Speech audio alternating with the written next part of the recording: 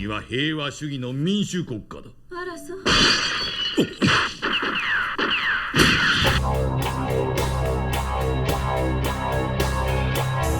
The future is not what it used to be. There is only so much we can do to make sense of reality. Your life is surrounded by echoes in the dark. Ghost in the Shell was released in 1995. It was directed by Mamoru Oshii and written by Kazunori Ito, based on the manga by Masamune Shiro. Following the investigations and missions of Public Security Section 9, a Japanese counter-terrorist unit led by Major Motoko Kusanagi, a full-body cyborg investigating the mysterious actions of the Puppet Master, a genius-level hacker capable of performing the very difficult and very illegal ghost hacking, which is, for all intents and purposes, mind control. The movie came out at a time when the fateful words, "cyberpunk is dead," had already been uttered. And that wouldn't really be the most incorrect assessment, considering how the ethos and the aesthetics of the cyberpunk subgenre had already been co-opted by the mainstream media and massive corporations. At this point, it's become a bit of a cliche to say that certain science fiction stories, especially cyberpunk stories, ask deep questions about what it means to be human. But that is a pretty empty statement. If you ask a philosopher and a biologist what it means to be human, they're both going to give you some pretty different answers. And a secret third one if they're both the same person. This question is not asked in a vacuum, it needs context, and that's precisely what Ghost in the Shell provides us with. Ghost in the Shell asks what it means to be human under late-stage capitalism, when the information and internet ages further solidify the idea that more and more, you belong to those you work for. These days, LinkedIn life coaches and tech startup superstars on social media will try to pep talk you into believing that your sense of self-worth is tied to your imaginary employability score, that you should live your life based on how valuable you are to a company. Validity and employability are all of a sudden the same thing. Whether you'll make a living wage or have a life beyond your need to be productive to a corporation is merely a detail. One of the most profound exchanges in Ghost in the Shell is precisely about what remains of Motoko, Bato, and the other Section 9 members once they're not working for public security anymore, once they're not working for the government. In a later conversation, Motoko puts into question if her existence isn't just a simulated experience, and if there isn't really a real Motoko to begin with, and instead, just a memory of who she thinks she is. The comics take a deeper dive into this, and Motoko approaches it from a far more ominous perspective, where she says, "You've never seen your alleged gray matter. Maybe you're just assuming you've got it because of the situation you're in. Maybe someday your maker will come, haul you away, take you apart, and announce the recall of a defective product. What if all that's left of the real you is a couple of lonely brain cells?" This movie was released just a few years after the Cold War was over. Technology was advancing at a brisk pace, people started having more access to computers and the internet, and anxieties regarding mass surveillance were starting to creep up. With that, a far bigger push comes from corporations and governments making sure to manipulate your perception so you'll believe that you need them more than they need you. In the era of AI deepfakes created through personally identifiable information, you're running the risk of dealing with something eerily similar to what Motoko dealt with. You might not see someone using the same commercial synthetic body as you, but you might see your own body and face on an ad while scrolling down Instagram. Sure, it's so nice that I can see how these clothes would fit on me, but isn't it a little weird that a company you never heard of knows your exact measurements and your facial features? Not that they didn't already, but at this point they're just throwing it at your face. Just think about the fact that Public Security Section 6 is trying to recover the Puppet Master after they lost control of them. Isn't it a little prescient that the government wants to capture and control a program that is extremely powerful, excels at gathering and manipulating any kind of data, and is able to rewrite a person's memories and control their mind? And if they did succeed in capturing and taking control over the Puppet Master again, it's just perfect. A computer cannot be held accountable for what we understand as its own choices. So be sure to join X, the Everything app. One of my favorite scenes in Ghost in the Shell comes right after one of its most action-packed sequences. Let me refresh your memory. An assistant to the Foreign Affairs Minister is currently being ghost hacked, and Section 9 starts hunting down the person who's responsible for it. Meanwhile, a garbage man at every stop in his route is making calls to perform a ghost hack on his soon-to-be ex-wife. She's divorcing the guy and taking his kid away, apparently for no reason. Section 9 tracks the source of the hack to the garbage man, who immediately tries to warn the guy who supplied him the hack, and all hell breaks loose. At the end of the pursuit, the garbage man finds out that what he thought was his life is actually a lie, a simulated experience. There is no wife, no kid, no possible affair, no divorce. He had been living in a bachelor's apartment for the last 10 years. The photograph he had of his kid was a picture of him. I really love this moment over here. The garbage man tries to show his colleague the picture of his child, but since the other guy didn't care and didn't really want to be an accomplice to what he was doing, he never looked, never finding out his buddy was living in a fantasy. Even the guy who supplied the garbage man with the ghost hack had his mind messed with. He thought he was a revolutionary working with a refugee movement when he was actually just a street thug. 母親の顔、生まれた町の風景、子供の頃の記憶、何か一つでも覚えているか? These men's lives are now completely changed. They will never be the same again. Erasing simulated experiences is almost impossible, and they will most likely have to live a fragmented life. Their implanted memories are as real as their naturally acquired ones. Does it really matter if something is truly real as long as it feels real? Sometimes I can't get over how beautiful this movie is. It's an incredibly immersive experience, taking you along with a richness of movement and detail, while also knowing when to stop and take a breather, just so you can appreciate the world. Look at all this smooth, seamless parallaxing while Bato or Tokusa are driving their cars. The action scenes in this film are still some of my favorites of all time. Just unbeatable stuff. And then you take a look at the many graphics interfaces in this movie that haven't really been replicated by anything ever since. Or just how lively these crowds are. Needless to say, it's an incredible effort to animate this much detail. And trust me, there are lots of details. And I'm not just talking about how an explosion has this palpable incandescent motion, or how when an automatic weapon is going off, stuff is visibly shredded in chaos. No.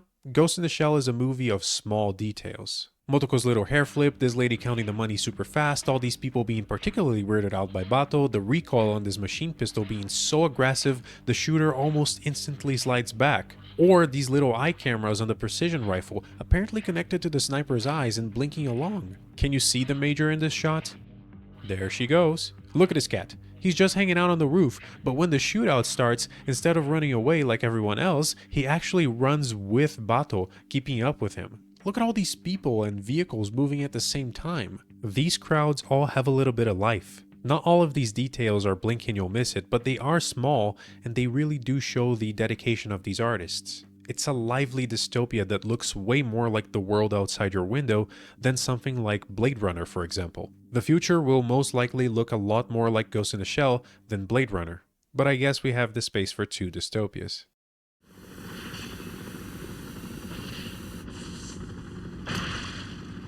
One of my favorite things about the Ghost in the Shell series is that almost every adaptation has its own voice and identity. It rarely has sequels, instead having new installments with new interpretations. By the way, this iconic scene over here where Motoko takes her body to the limit trying to open this tank, that's not even from the original comic, it's from the sequel. Well, okay, the interquel. The original Ghost in the Shell comic was serialized from 1989 to 1990. Several Ghost in the Shell stories were published from 1991 to 1996. These stories would later be compiled as Ghost in the Shell 1.5 Human Error Processor. The tank sequence is a mix of two stories, one from the first manga series and another from 1.5. It's one of the several instances where director Mamoru Oshii and writer Kazunori Ito take only what they want from the original stories and create something with their own voices. Mamoru Oshii's cinema has some pretty big similarities with the cinema of Michael Mann. Their stories are often grounded, gloomy, and existential. Stories about people trying to find their place in the world, trying to understand what they're supposed to fit in a society that just doesn't stop changing. The characters themselves at times refuse to change, to move on, struggling to pursue their real calling and perhaps become something else. Masamune Shiro's storytelling in The Ghost in the Shell is a little different compared to Oshii's. The sense of humor, the action, and a little bit of the aesthetics. I mean, the Ghost in the Shell manga makes it very clear that psychics exist in that world. So when Motoko becomes one with the puppet master, that's treated as a spiritual connection. Like, yeah, it's essentially the merge of two minds bound by machine logic, but it is also just as much a spiritual, quasi-miraculous, religious event, two souls becoming one. The spirit world in the Ghost in the Shell comics is just as real and palpable as the virtual world, and both worlds influence our flesh and blood and chrome existences. In the 1995 film, the existence of this spiritual realm is merely implied and not exactly expanded upon. It's a detail that adds depth to the story. Another layer of interpretation to what you're watching. In the movie more than the manga, the point is not Motoko merging with the puppet master, but Motoko's personal struggle that justifies the merge. There is a notion that the Motoko from the original film is completely different from the one in the comics, and that's true to an extent. Manga Motoko is quite silly and lighthearted. She sleeps around, likes to party hard, and doesn't take herself too seriously. She's an absolute riot. But if you look at her in the first chapters of the manga and then look at what she becomes at the end of it, she's actually very similar to what is shown in the 1995 film. Stoic, depressed, distracted, questioning her place in the organization she works for and also in the world. She goes through some weird, complex experiences in the manga that justify her becoming a different character by the end, literally becoming a different entity and transitioning into a higher level of existence. Not only does Motoko's original characterization not really match Mamoru Oshii's vibe, he was also making a movie that was barely an hour and a half long. So Oshii and Ito weren't really going to show a character going from silly to serious in such a short span of time. The assumption here is that the movie starts with the Major already going through some kind of existential crisis, because we're not going to have the time to see this change happening gradually. I love the original version of the Major, but I really love her in this movie as well. And both versions say a lot about the creators behind them. Motoko is merely one aspect of what makes Ghost in the Shell such a unique adaptation. The opening sequence is based on a very short chapter from the manga that thoroughly explains the making of a cyborg, covered in footnotes and explanations that ground the science fiction of that world. In the movie, it becomes this ethereal sequence that, for the most part, is happening within a spaceless void. Coupled with the gloriously haunting score by Kenji Kawai, it becomes a downright transcendental experience.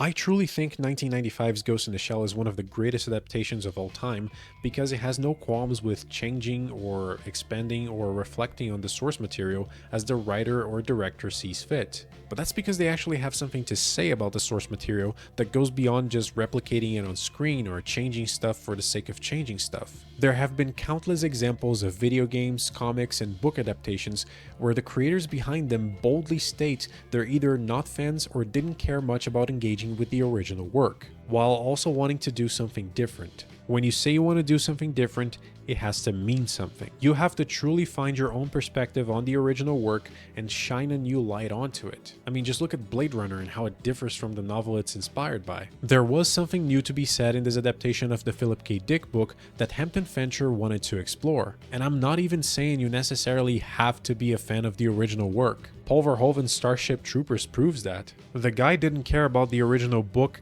at all, but he still found an angle based on his body of work and his life experiences that allowed him to create something unique and new. Certain creators, producers, showrunners, or whatever feel emboldened to change things they don't really understand. Sorry for the controversial opinion, but adaptations don't need to be faithful. An adaptation is a semiotic translation, where the meaning of one work is being transferred to another work in attempts to maintain an idea, which is the entire point of translating, for example, a piece of text from Portuguese to English. You're trying to bridge the gap between cultures by making it so both can understand the same message. In the case of the original Ghost in the Shell movie, the ideas conveyed by manga author Masamune Shirow are preserved and reinterpreted according to director Mamoru Oshii and writer Kazunori Ito. Lots of times when it comes to adaptations, faithfulness is an overrated concept. If you want an adaptation to be exactly like the original work, you're most likely erasing the need for the adaptation to exist in the first place. The secret to a good adaptation is finding the balance between faithfulness and creative experimentation.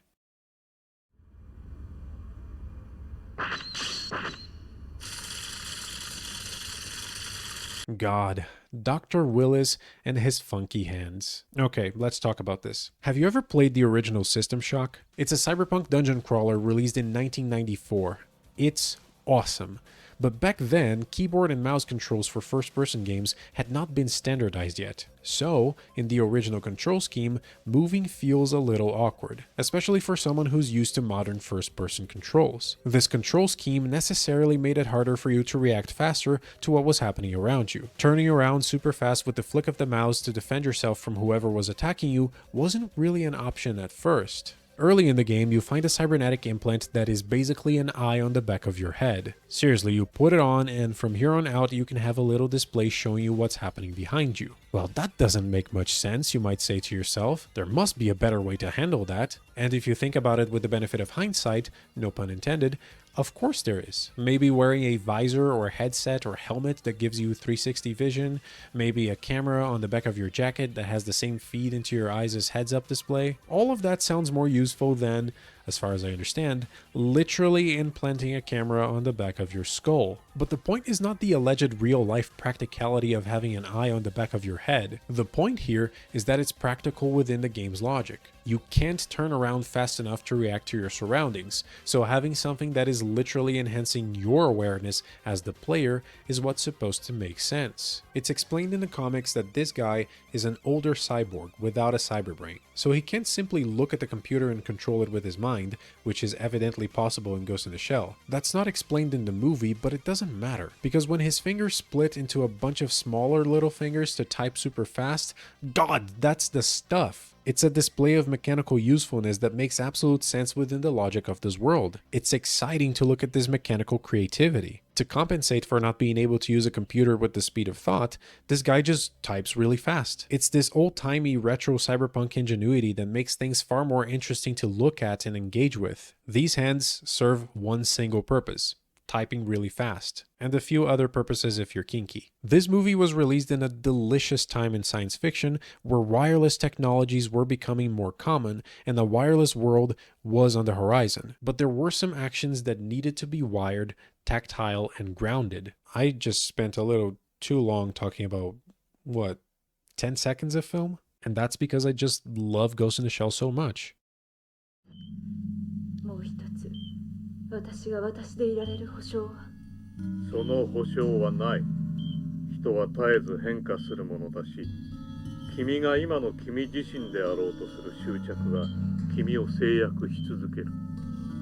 To understand that you're conscious is not the same thing as understanding what consciousness truly is. Motoko is cruising through a world she can't recognize. Perhaps she can't really understand it, at least not anymore. When she looks at her reflection, she doesn't see herself, instead seeing what she's been told she is. The streets are populated by the many versions of Motoko Kusanagi as seen by those around her, her existence confirmed only through second-hand reports. Because perhaps she doesn't need to believe she's real. She doesn't need to believe she matters. She only needs to believe what she's been told. The elevator dialogue I mentioned earlier illustrates this perfectly. The more she questions her own sense of self, the more Bato insists that what she sees and feels around her should be enough to confirm her identity. Without ever considering that it doesn't matter what's happening outside, she feels hollow inside. Motoko lives the life of a lost soul. The body walks, but the spirit stays. The world spinning through it.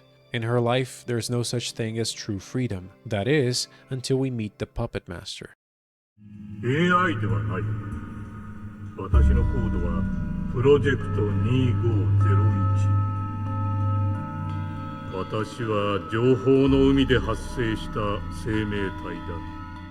Body of a woman, voice of a man. Completely detached from any idea of gender, but these are still choices. The puppet master chooses what body to inhabit, how to present their form to the world, to Motoko, just as much as the voice used to talk. This dissonance is interesting because the alleged dichotomy of gender most certainly doesn't matter to them. Just as much as calling them a man or a woman isn't entirely correct, calling the puppet master a human being isn't accurate either. They are a life form, period. They have a ghost, a consciousness, an ego, and that's an important point about their quest for the genuine experience of a life form, to be born, to grow, to reproduce, and die. The city is covered in modernized infrastructure, the old world being overwritten by the new, but never truly forgetting what or where it came from. Ghost in the Shell is a story about change. If you can't change, you can't progress. It's all about letting go, moving on. It's also about accepting that you might hold at least a little bit of responsibility for your own plight. But never forget there are always external forces trying to hold you down. As we technologically advance at an exponential rate, are we sure we're going to be able to keep up socially? Motoko understood that she had to ascend and become a new life form beyond the simple definitions of what a human is. Can the population of the world keep up with something like that? Will that be accessible for everyone? Will the majority be allowed to grasp that in the first place? Don't make me tap the sign. Don't make me bring up the William Gibson quote. Everyone's heard this one to death. Ghost in the Shell is about isolation within large systems. How small we feel in the vastness of a thoroughly connected world. It means a lot to me. What's discussed in these comics, TV shows, and movies has been sticking with me for years now. Ghost in the Shell really is about fear, anxiety, isolation, darkness, but also about hope. There's always somewhere else, a brighter light you can look into. I've been talking non-stop this whole time, and this video is not even about Ghost in the Shell.